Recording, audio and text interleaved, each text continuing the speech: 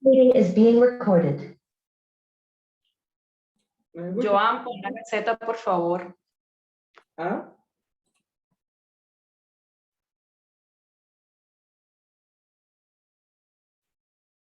Pongo la misma, ¿no? No, la gaceta. A la gaceta. Ya voy por allá.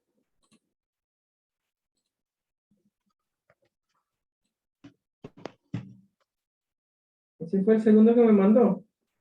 Sí.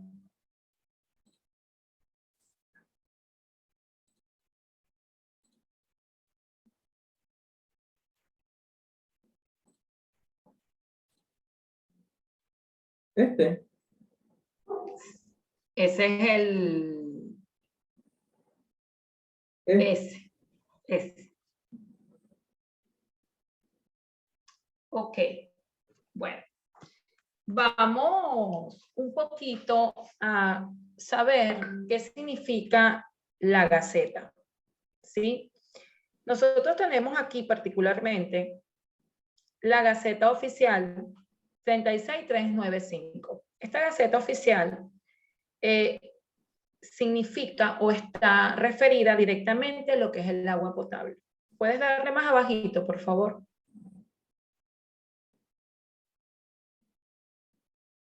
Como su título lo dice, son las normas sanitarias de calidad de agua potable. Particularmente, vamos a destacar algunos artículos, ¿sí? El primer artículo me dice es que el objetivo de estas normas sanitarias es establecer los valores máximos de aquellos componentes o características del agua que representen un riesgo para la salud de la comunidad o inconvenientes para la preparación de los sistemas de almacenamiento y distribución de líquido, así como la regulación que asegure su cumplimiento. Luego en el artículo 2 me establece qué es lo que está sujeto a este cumplimiento, y en el artículo 3 me establece unos términos en los cuales yo debo de entender cómo los manejan o a qué significan. Nos dicen, por ejemplo, que es un valor máximo aceptable, que por ejemplo dice que es el establecido para la concentración de un componente que no representa riesgo significativo para la salud o rechazo del consumidor, teniendo en cuenta el consumo del agua durante toda la vida. Esto lo establece la Organización Panamericana de la Salud y la Organización Mundial de la Salud. Continuamos con los siguientes artículos y podemos ver que, por supuesto, aquí vamos a tener varias conceptualizaciones de lo que se trata. Me dicen que el artículo 4, el agua debe cumplir con los requisitos microbiológicos, organolépticos, físicos, químicos y radiactivos de la presente norma. En el artículo 6, que es muy importante, es el que me dice del cloro residual. Me dice, el agua potable destinada al abastecimiento público deberá contener en todo momento una concentración de cloro residual libre en cualquier punto de la red de distribución que esté entre 0.5 y, perdón, entre 0.3 y 0.5 miligramos por litro o ppm. Luego vamos al capítulo 2. Ahí estamos hablando de los aspectos microbiológicos. En este capítulo 2, en el artículo 8, muy importante para nosotros, es que dice que el sistema de agua no debe de contener microorganismos transmisores o causantes de enfermedades, ¿sí? Vemos también en los siguientes artículos que son los diferentes parámetros que ellos establecen. Continúa, por favor.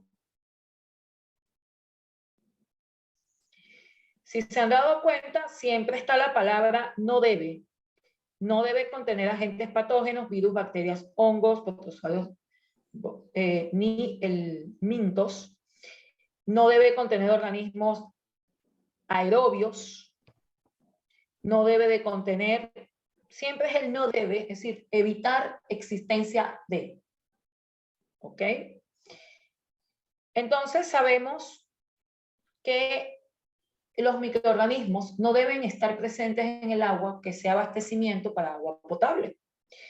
Continuamos con el capítulo 3, donde ahí nos hablan es de los aspectos organolépticos, físicos y químicos.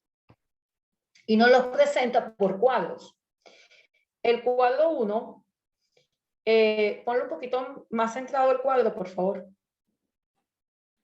En el cuadro 1 podemos evidenciar que nos dan una serie de componentes entre los cuales tenemos el color y la unidad. Estas son unidades de color verdadero. Acuérdense que nosotros trabajamos con aparente y verdadero, pero sin embargo, el agua o la importancia del agua está en función del verdadero.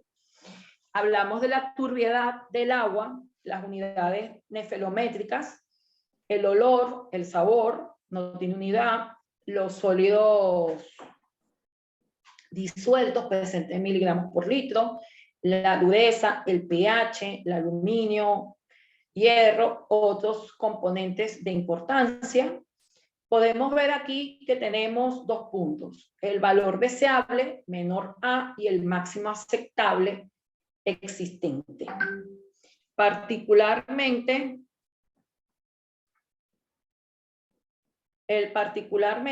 vemos o evidenciamos lo siguiente. Por ejemplo, me sitúo con uno de los parámetros. Me dice color. Entonces me dice el valor deseable debe ser menor a 5. Quiere decir que si yo mido el color y tiene un valor de 4, estamos en un valor deseable. Es lo que nosotros desearíamos que ocurriese o que se diera ese valor. Pero aquí vemos que tenemos un valor máximo aceptable y tenemos dos valores, tenemos un 15 y tenemos un 25. Recuérdese que lo que dijo la definición anterior, que me dice que el valor máximo aceptable es un valor que no causa daños a la salud, quiere decir que nosotros tenemos, vamos a decir, como un rango que podemos estar dentro de ellos entre un 5 y un 15. ¿Ok? Es decir, entre un 5 y un 15. ¿Qué significa esto? Que esto no significa que nosotros vamos simplemente a decir, no, mira, ya estamos en 14, no importa porque estamos en el máximo aceptable. Por supuesto, nosotros debemos realizar acciones que nos permitan a nosotros ir poco a poco disminuyendo estos valores para llegar al valor deseable, o sea, a lo que nosotros queremos. El valor que está entre paréntesis, que es el 25, es un valor provisionalmente aceptable, ¿ok? Provisionalmente aceptable, bajo causas justificables. Sí y solo sí causas justificables. Entonces, si yo tengo un valor, por ejemplo, ahorita yo hago mi análisis de agua, y yo veo que tengo un valor de dureza de 150 ppm, entonces yo voy y busco aquí donde diga dureza total, me dice que el valor es 250 ppm, ¿verdad? Porque aquí miligramos por litro es ppm, es la misma unidad. Entonces yo vengo y digo, mira, si tengo 170, quiere decir que estoy en un valor deseable. Y por supuesto el agua está bien. Pero si yo digo que tengo, por ejemplo, 450 ppm, yo vengo y veo que en el valor me dice que el valor máximo aceptable es 500. No sé si lo pueden ver aquí. Como me dicen que es un valor máximo aceptable, lo voy a aceptar, pero esto no quiere decir que yo simplemente venga a decir y diga, no, ya cumplo con la ley y no voy a hacer nada, sino que esto me da pie para que tenga que continuar realizando acciones para reducirlo y llevarlo al máximo deseable. ¿Puedes ponerlo un poquito más abajo?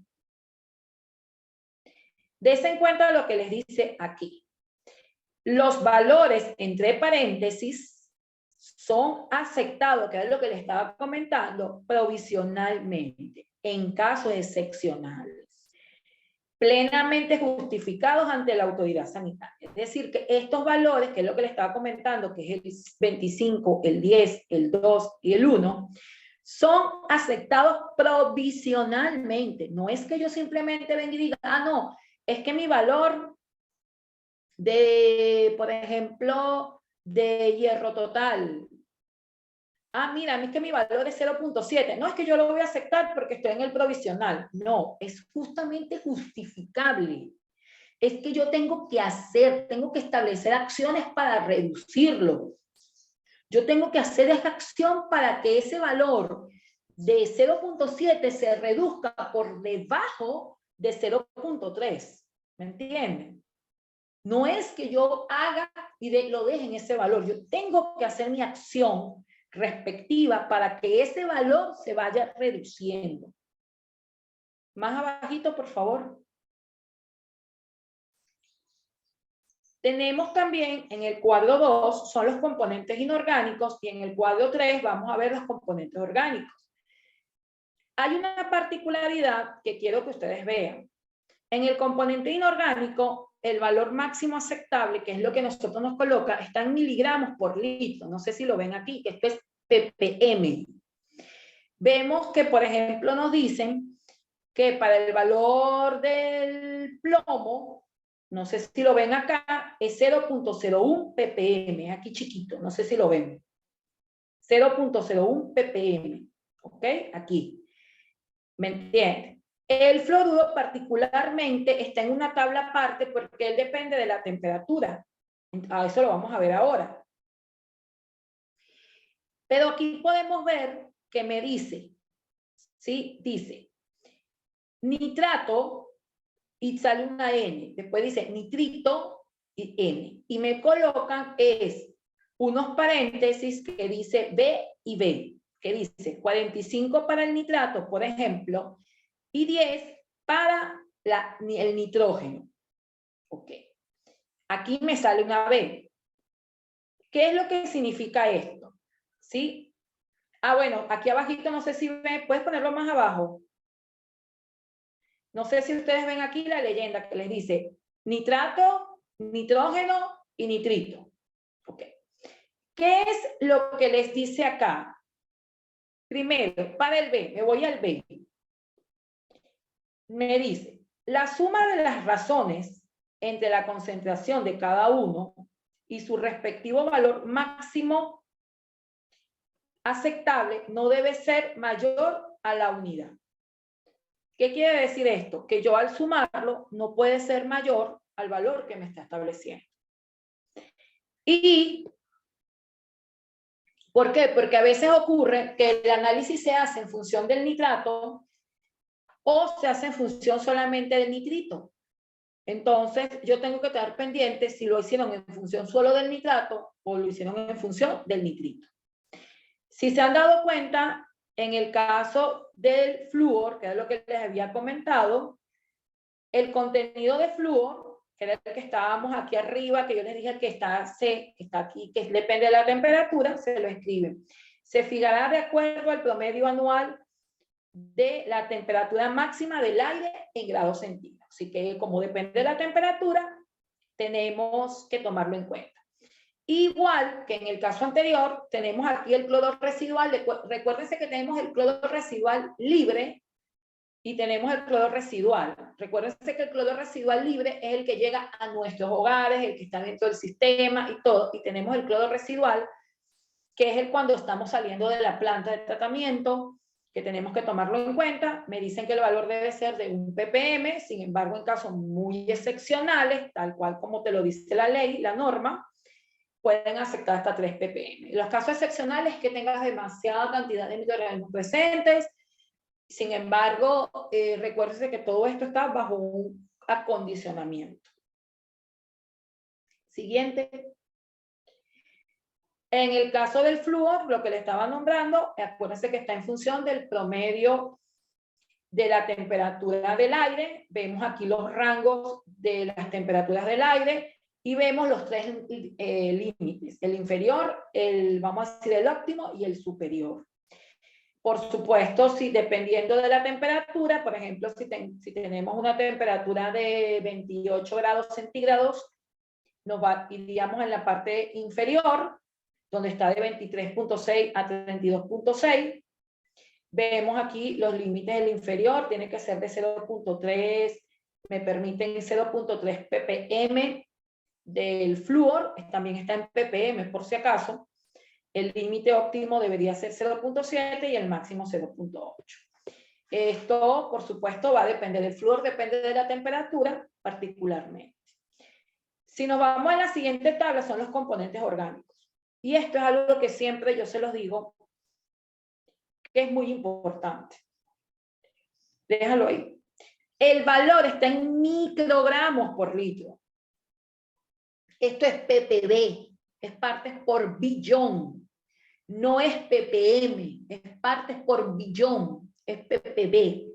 Esto es microgramos y el otro es miligramos. Quiere decir que los otros son diferentes a esto. Estos son trazas, eso es poquito. ¿Por qué les digo esto? Porque los valores los vemos como a veces muy grandes. Podemos ver, por ejemplo, que para el bromoformo y el cloroformo, vemos que tienen valores de 100 y 200, pero esto es microgramos, no miligramos, ¿sí? Es decir, ¿por qué les digo yo esto? Porque a veces me ha pasado que me dicen, profesora, pero es que el valor del... Profe, ¿no se escucha bien? ¿Aló? Ahora sí. Ahora sí.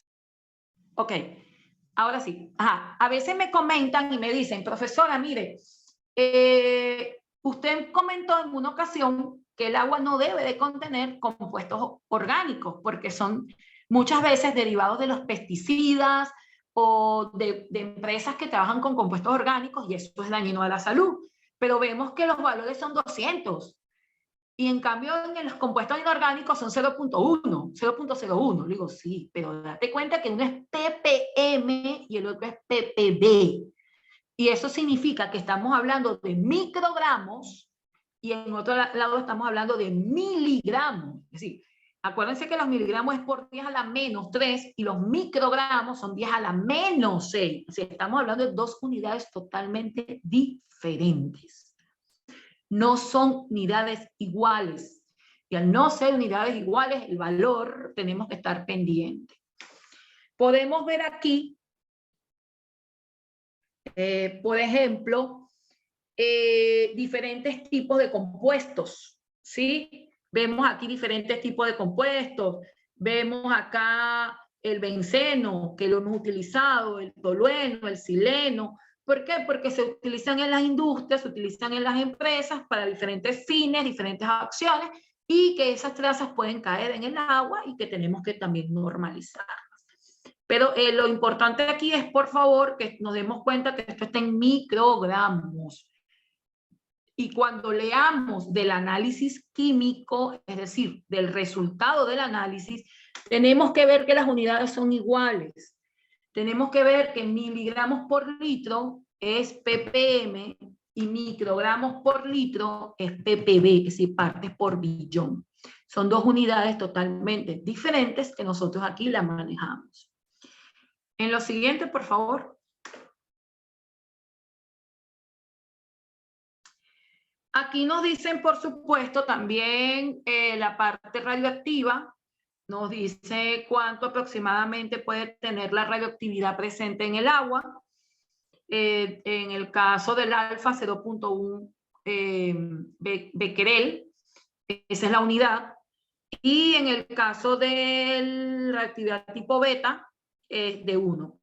En el capítulo 5 nos colocan es la frecuencia de muestreo, es decir, cuántas veces debemos de realizar los análisis de agua existentes, con qué frecuencia, si es mensual, si es semanal, entre otros, de manera de que se establezca un cronograma de acción. Lo pueden ver o evidenciar en el cuadro que está en el artículo, donde te dicen, por ejemplo, si la población es mayor de 5.000, si está entre 5.000 y 100.000, te dicen aquí la frecuencia mínima existente para hacer los análisis respectivos del agua. Esta es una manera de controlar el agua, conocerla a ella particularmente. En la siguiente, algo muy importante que hay que tomar en cuenta es que la persona o el área donde uno realice el análisis tiene que ser un laboratorio certificado que tenga autorización de competencia en esa rama. Así que no puede ser que simplemente, yo voy a hacer un análisis de agua y lo hago en cualquier lugar. No, tiene que ser un ente certificado. Particularmente, no sé si aquí dice, no sé si lo ven, que dice, no, está más allá, más arriba ponlo. No, más arriba, creo que está más arribita. Aquí, no, ahí, no, aquí no. Hay una parte que aquí les dice que los análisis tienen que ser por una unidad competente de la empresa. Vemos aquí también la frecuencia, está igualito, la frecuencia, les dicen los diferentes componentes, dense cuenta que está muy normalizado. Les dice, por ejemplo, el componente, les dice si el agua es superficial y si es subterránea. Recuérdense que nosotros podemos tener aguas superficiales o aguas de pozo que son de tipo subterráneo. Nos vemos aquí la frecuencia existente también. ¿Cuántas veces se debe realizar? De esa manera se controla y se maneja lo que vendría siendo el agua potable en Venezuela, particularmente.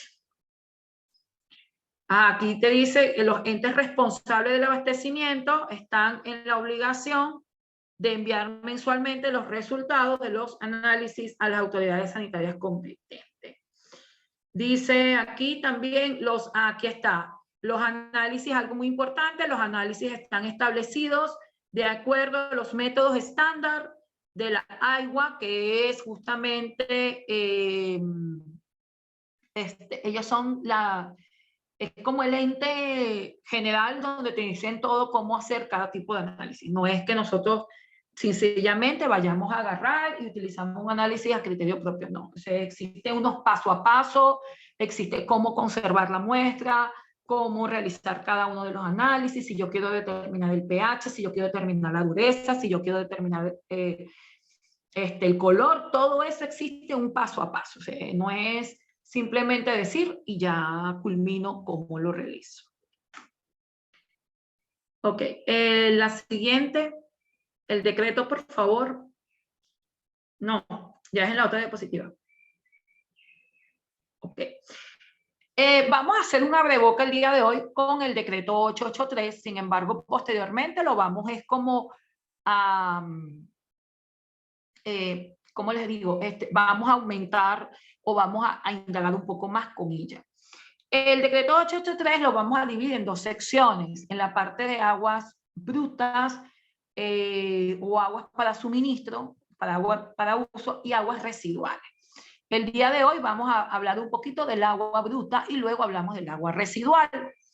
El decreto 883 se denomina, como su nombre lo establece, normas para la clasificación y el control de la calidad de los cuerpos de agua y vertidos o efluentes líquidos. Recuérdense que aquí tenemos dos secciones. Estamos hablando de parte del cuerpo de agua, que es la parte de una quebrada, de un pozo, y estamos hablando del agua que va a ser vertida posteriormente. Más abajo, por favor. Sigue. Cuando lleguen los artículos. Ok. Aquí, igual que el anterior, les colocan los términos existentes o presentes en la misma. Recuérdense que cada uno de ellos hay que conocer el significado, no es igual lo que nosotros podamos interpretar a lo que ellos quieren decirnos con cada uno de ellos. Entonces, como ellos tienen una particularidad que se le colocan unos nombres específicos, entonces eso es lo que he colocado. Si ustedes se dan cuenta, siempre existe como eso es como un glosario de términos de cómo uno lo va a interpretar o cómo va a usar esa interpretación. Dale más abajo. Más. Ahí está. Bueno, aquí no sé si se han dado cuenta en la partecita de más arriba, les dice hasta la bioacumulación, no sé si se acuerdan que yo les conversé de eso, calidad de un cuerpo de agua, todo eso porque eso está dentro del decreto, son partes y palabras que están y tenemos que conocerlas. Continúa. ¿Sigue? Profe, yo tengo una inquietud. Dígame. Ahí. Con respecto al día de la extraordinaria, lo que es la Gaceta, el decreto 883, todo eso también va a salir. O sea, lo digo porque es como que en Aguara. No, ay, no sé. Ahora hablamos de eso. Ahora les explico. Ok, vamos al capítulo 2, que el día de hoy nos vamos a centrar solamente en agua de cuerpos de agua. ¿Sí? No me quiero meter ahorita con agua residual porque estamos viendo Gaceta y agua cruda. ¿Por qué me estoy ahorita en ellas dos? Porque si nos situamos en el ciclo, si me voy al ciclo, en el ciclo teníamos el agua cruda, incorporaba el ETAP y el ETAP respeta la Gaceta. Entonces estamos como que en el circuito. Primero, en principal, la clasificación de las aguas crudas se conocen como tipo. Sí, se clasifican como tipo. La de agua residual se colocan un código. ¿Ok? Esa es una gran diferencia. Cuando uno habla de tipo, ya sabemos que estamos hablando de un agua cruda. Y este tipo se clasifica de acuerdo al uso. Es decir, al uso que se le va a dar el agua. Miren la diferencia. Es decir, este tipo de aguas se clasifican en función del uso del agua. ¿Ok? Por ejemplo, ponlo donde dice el tipo 1, más abajo, más arriba. Ahí. El tipo 1 dice, aguas destinadas al uso doméstico o al uso industrial que requieran de agua potable, siempre que ésta forme parte de un producto o subproducto destinado al consumo humano o que entre en contacto con él. Ya nos están diciendo que es el agua que va a llegar a nuestras casas por tuberías o van a llegar a las empresas por sistema de distribución. Luego que ya sabemos que esa agua viene de la tubería o que viene del sistema de distribución, por ejemplo, me lo subclasifica y me dice que tienen 3 subclasificaciones. El tipo 1A, 1B y 1C. El tipo 1A me dice, aguas que desde el punto de vista sanitario puedan ser acondicionadas con solo adición de desinfectante. Es decir, que simplemente el agua sea tan pura, sea un agua tan manantial, que solamente al agregar el de la desinfección ya la puedo consumir, la puedo utilizar en el sistema. El 1B es donde estamos nosotros siempre. Generalmente el agua que nos llega a nuestros hogares está en el 1B. ¿Por qué? Porque son equipos convencionales como la coagulación, la floculación, la sedimentación, la filtración y la cloración.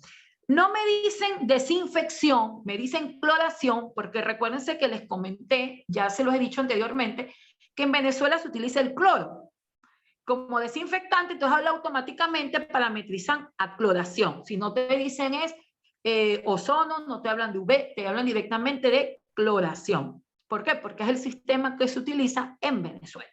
Profe, dime. El sistema de tipo 1A prácticamente ya no hay, pues supongo. Que según lo que entendí, viene siendo las aguas que mayormente ya están supuestas. Esas son las aguas que se denominan agua de manantial. Casi supongo que no hay, pues prácticamente. Habría que hacer un estudio geográfico y hidrográfico de todas las aguas que hay en Venezuela para decirte si hay o no hay. Okay. No puedo asegurar que lo hay o no puedo asegurar que no lo hay. No puedo hacer nada de eso hasta que no se haga un estudio. Pero esos son el tipo de aguas de manantial, que uno denomina aguas de manantial. Muchas veces esas aguas de tipo manantial son aguas de pozo profundo, que no tienen contacto o que están, como decir, en áreas un poco aisladas y que no tienen mucho contacto con lo que vendría siendo parte de la población. Entonces son aguas muy puras y solamente al extraerlas, ellas la desinfectan y cumplen con la función. Acuérdense que tienen que cumplir con la Gaceta Oficial, que les hablé anteriormente.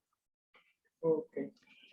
La 1C son aquellas que utilizan procesos de potabilización no convencionales. Cuando ellos le hablan de procesos no convencionales, es, por ejemplo, que yo les diga a ustedes osmosis inversa, intercambio iónico o ablandamientos, equipos que no son lo común, no es lo que normalmente se emplea, y eso es lo que uno denomina no convencional.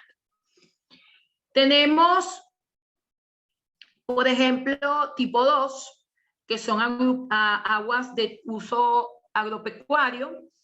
La 2A son para riegos de vegetales para consumo humano, por ejemplo la lechuga, no sé si se han dado cuenta, la lechuga es simplemente la riega y la persona llega a tu casa directamente, si ella no tiene, es directo, si es algo directo. Y tenemos la tipo 2B, que son cuando estamos hablando para el alimento de uso pecuario, es decir, por ejemplo, para animales, para que los animales consuman. Tenemos los tipo 3, son justamente cuando se habla de la cría de moluscos, de lo que vendría siendo la piscicultura, lo que uno llama la cría de peces y moluscos. El tipo 4 son particularmente las aguas de recreación, te las estoy recorriendo para que las conozcan. Las tipo 4 son de agua de recreación. Ellas se clasifican en 2 tipos. Estamos hablando de aguas balnearios, los que son, por ejemplo, la gente que practica esos de velero, esos son ese tipo de agua. Tenemos 2 tipos, que son de contacto humano total y contacto humano parcial. Contacto humano total es cuando estamos hablando de que las personas, por ejemplo, en un balneario, tú te bañas, tú la utilizas, es decir, estás directamente con ella. En cambio, por ejemplo, en una parte de velero, cuando hacen el velero, lo que hacen es que se colocan y están en contacto parcial, es decir, no es que te vas a bañar, estás sumergido, no. El tipo 5 particularmente son aquellas empresas que no requieren de agua potable y que la utilizan. Tenemos lo de tipo 6, son las aguas para la navegación y muy importante para la generación de energía, que es donde nosotros estamos situados con el BURI, que son aguas utilizadas para la hidroeléctrica. Y tenemos el tipo 7, que son aguas destinadas a transporte, dispersión y desdoblamiento de poluentes que contengan sin que interfieran con el medio ambiente. Así que cuando vamos a decir que son aguas en las cuales está la navegación, pero que puede tener un grado de contaminación que realmente no interfiere con el ecosistema circundante. Luego que conocemos el tipo de agua que estamos situados, o el tipo de agua, es que vienen todos los valores que influyen o que tienen relación con ellos. Por ejemplo, para el subtipo 1A, te establecen el oxígeno disuelto, mayor a 4 ppm, ahí sí tenemos que leerlos todos, en el sentido no podemos generalizar, porque hay unos que dicen mayor, menor. El pH tiene que estar entre 6 y 8.5, por ejemplo, el color real, aquí está un medido con unidades de platino cobalto, ese es un método que se utiliza para medir el color, se llama platino cobalto porque se utilizan esos químicos para medirlo. Te dice que tiene que ser menor de 50. Por ejemplo, los organismos totales existentes en estas aguas son, por ejemplo, menor a 2000, número más probable por cada 100 mililitros de agua. Luego vemos aquí que el 1B también tiene sus valores establecidos y luego viene un compendio de los 2 valores, por ejemplo, de los 2, del 1A y el 1B, que no pueden exceder estos límites. Y vemos acá particularmente todos estos elementos. Y vemos el aceite, vemos el aluminio, los detergentes, la dureza, vemos el plomo, selenio y vemos todas las unidades de ellos. A veces me dicen, profesora, pero ¿por qué ponen todas las unidades si todos son miligramos? Porque acuérdense que en algunas ocasiones pueden salir microgramos y tienen que especificarlas. Tenemos luego el tipo 1C, particularmente, acuérdense que esos son los métodos no convencionales. Me dicen que el agua debe estar en un pH de 3.8 y 10.5, particularmente las 1C. Son las empresas, de acuerdo a las normas internas o normas Covenin o de acuerdo al uso que le van a dar internamente a la empresa, ellas estipulan unos valores establecidos basándose en la ley. Vemos, por ejemplo, aquí también el 2A, y así vamos a ver sucesivamente todos los tipos de valores existentes en ellos. Es decir, aquí vamos a ver todos. Y el detalle es que hay que leer. ¿Sí? Cuando digo leer, porque aquí no podemos decir que este valor se cumple para una empresa o para un tipo de agua, lo que no se cumple para la otra. No. Por ejemplo, párate un momentito ahí. Desen en cuenta que, por ejemplo, acá les dice que en el tipo 6, el oxígeno tiene que ser mayor a 5, ¿verdad? Perdón, mayor a 4. Y les dice que los sólidos flotantes sedimentables o depósitos, es decir, esto, te dice concentraciones que no interfieren con la navegación o la generación de energía. Es decir, que te dan como que, mira, puede haber, pero siempre y cuando no interfiera, entonces no hay problema. Entonces te dan como unos rangos o como criterios que tú tienes que luego hacer el estudio, qué es lo que para ti es no interferir. ¿Ok? Por ejemplo, el tipo 7 solamente parametrizan el valor del oxígeno, y si se han dado cuenta y comparamos un tipo 6 y un tipo 7 con el oxígeno disuelto, estamos viendo que las cantidades de oxígeno disuelto son mayores